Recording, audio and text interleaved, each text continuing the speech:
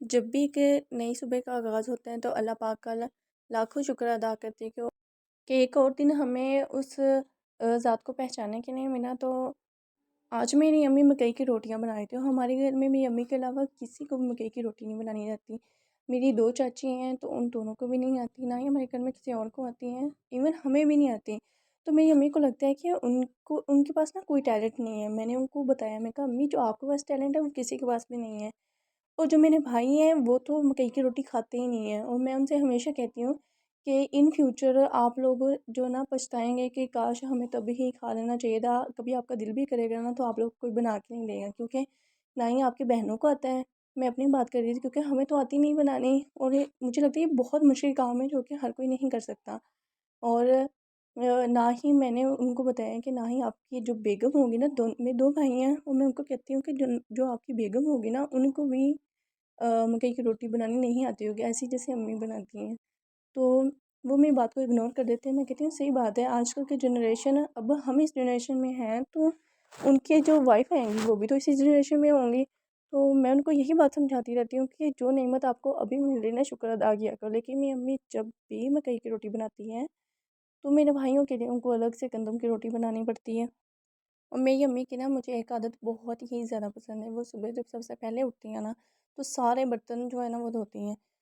अगर हमने तो यूनिवर्सिटी जाना हो तो मैं सबसे पहले उठ के नमाज़ पढ़ के तो मैं उनको बर्तन खुद धो के देती हूँ। लेकिन आज हमें छुट्टी थी तो ना ही मेरी आँख खुली और ना ही अम्मी ने मुझे उठाया, तो उन्होंने खुद ही सारे बर्तन धो लिए और वो रोटी बनाने बैठी। तो जब मैं उठी तो मेरी दोनों जो बहनें हैं वो रोटी खा रही थी, तो लास्ट पे फिर मैं ही रह गई।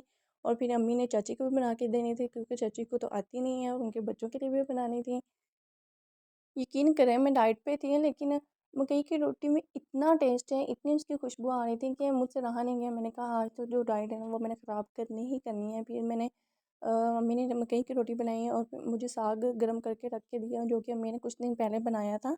और कुछ दिन पहले नहीं, सिर्फ 2-3 दिन पहले। तो पूरा दिन अम्मी ने लगाया वो बनाया। तो अब आज उन्होंने, उनको पता था कि हमें छुट्टी है तो उन्होंने हमें मकई की रोटियां बना के दी। और मुझे आइडिया आया कि मैंने कहा अम्मी के सामने, अम्मी आप कहती हैं कि मेरे पास कोई टैलेंट नहीं है तो मैं आज आपको दिखाती हूँ आपके पास क्या टैलेंट है। मैंने वीडियो बनाई, इतनी अच्छी वीडियो बनी। मुझे नहीं पता कि अम, आप लोगों को वीडियो अच्छी लगेगी या नहीं लगेगी, लेकिन मुझे इतना अच्छा लग रहा था जब मैं वीडियो बना रही थी। और देन मैंने अम्मी को दिखाई तो अम्मी को भी बहुत पसंद आई वीडियो। क्योंकि जब वो रोटी बनाती है ना, अगर वो टूट भी जाए तो वो खुद ही कवर कर लेती हैं। जो अगर हम बनाएं भी तो हमसे, मेरे से तो सारी टूट जाती हैं जो कि हमें प्रॉपर बनानी आती भी नहीं है। मैं हमेशा कहती हूँ कि अम्मी हम जब हमारी यूनिवर्सिटी में ना फूड स्टॉल लगते हैं तो मेरा दिल करता है मैं आपको साथ लेके जाऊँ। तो आप मुझे ना इस टाइप का देसी कुछ बना के दें, क्योंकि देसी जो है आजकल बहुत कम मिलता है। और मैं हम वहाँ पे सेलिंग कर रहे हैं, लेकिन जो मेरी अम्मी हैं वो इस बात के लिए अग्री नहीं करती, ना ही वो मानती हैं। हाँ, लेकिन मेरी कुछ हॉस्टलाइज्ड फ्रेंड्स हैं। हमारी यूनिवर्सिटी का पूरा ग्रुप है तो उनमें से मेरी जो 5 फ्रेंड्स हैं ना वो तो अराई फैमिली से बिलोंग करती हैं। मैं जट फैमिली से हूँ। और वैसे भी हमारे घर में ना देसी चीज़ें बहुत ज़्यादा होती हैं। तो मैं अम्मी से शौक़ से बनवा के लेके जाती हूँ अपने फ्रेंड्स के लिए। फिर जो हॉस्टलाइज होती हैं वो तो अपने घर में 1-2 माह बाद जाती हैं, जब उनकी मिड्स होती हैं या फाइनल्स ख़त्म होते हैं उसके बाद ही जाती हैं। मैं स्पेशली सर्दियों में अपनी फ्रेंड्स के लिए बनवा के लेके जाती हूँ। वो बहुत खुश होती हैं, वो कहती हैं कि हम आपकी अम्मी से मिलना चाहते हैं कि और मेरे साथ मेरी अम्मी यूनिवर्सिटी जाती भी तो नहीं है, वो मानती ही नहीं इस बात के लिए। अच्छा, कुछ लोग ना अपने पेरेंट्स को खुद ही अपने फ्रेंड्स के साथ नहीं मिलवाना चाहते होते हैं क्योंकि वो बड़ा ऑकवर्ड फ़ील करते हैं। तो मेरा ना ऐसा कोई सीन नहीं है, मैं इसको अपनी तौहीन नहीं समझती। इंसान है जिस बैकग्राउंड से बिलोंग करता था ना उसको ऑन करना चाहिए कि हाँ भाई मैं वहाँ से बिलोंग करता हूँ। तो मैं तो बहुत प्राउड फ़ील करती हूँ कि जट फैमिली से हूँ। बहुत कुछ सीखने को मिला, इतने स्ट्रॉन्ग ख़्यालात हैं और अल्लाह का नाम बहुत बहुत शुक्र है।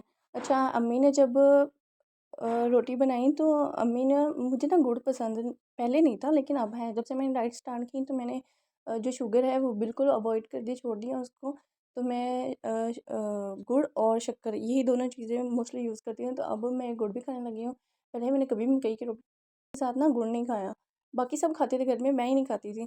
तो इस बार अम्मी ने मुझे कहा कि ना इसके साथ टेस्ट करो। मैंने कहा यार मुझे इतना मज़ा आया ना कि वाक़ई कहते हैं कि जो आपके अबाऊ अजदाद से आपको चीज़ें मिल रही होती हैं ना, जो आप वही सीखते हैं ना, वही ज़िंदगी में आपके काम आती हैं, वही फूड जो पहले मतलब देसी ओरिजिनल होती प्योर थी, और अब तो बहुत कुछ आर्टिफिशियल हो गया। तो मेरा ना सबके लिए यही मैसेज है कि अपनी फैमिली के साथ ना ज़रूर टाइम स्पेंड किया करें।